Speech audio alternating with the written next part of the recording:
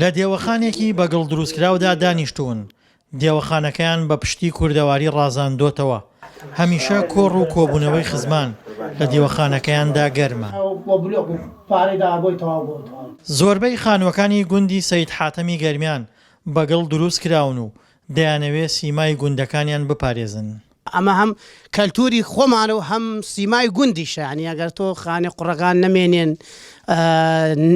گوند یعنی چی؟ گوند یعنی خانووی قوڕ، یعنی شتی جوان، شتی قەدیمە، نەگەم بلۆک و سەب و ئەمانەی کە ئێستا هاتووە هیچ سیمایەکی وە گوندۆ نەیەڵا. هەشتا گوندی وا هەیە هەر بە ناو گوندە نەحەیەکە بۆ خۆی. دانیشتوانی گوندی سەید حاتەم تەنها پارێزگاریان لە سیمای کوردەواری گوندەکەیان نەکردووە، بەڵکو هێشتا هەندێک دابوونەریتی کۆنی کوردەواری هەیە تێیاندا ماوە. ئەمە هین بنەماڵی خۆمانە هەر هەمووی بەس پیاواتیە. ئەوە تا لە دیوەخانەکەیاندا شەجەرە و ئەسڵ و فەسڵی خانەوادەکانیان هەڵواسیوە. ئەمە بەرەی خۆمان و بابەمە هەر هەمووی بەس پیاویتیایە.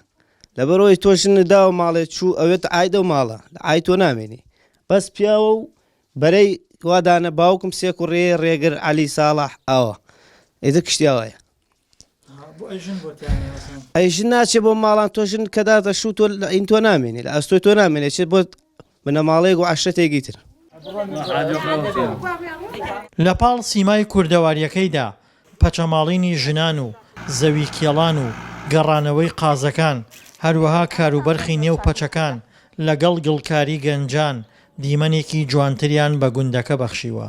وەڵی ئیشمان بێ حەوشە گزیە دەین و نانەکەین و ئیشی ماڵەکەین و هەرەوە ئای چۆن قورسنیە زمسانان کاوجۆەکەین، باران بوارێ خەریک بەرخ و حەیوان و هەموو شتێک. زۆرێک لە گوندەکانی کوردستان خانووەکانیان بە بلۆک دروست کراون و سیمای گوندێتیان لەدەست داوە، بۆیە کەمن ژمارەیە و گوندانەی هاوشێوەی گوندی سەید حاتەم سیمای گوندیان پێوە ماوە. دڵشاد ئەنوەر، دەنگی ئەمریکا، گوندی سەید حاتەم.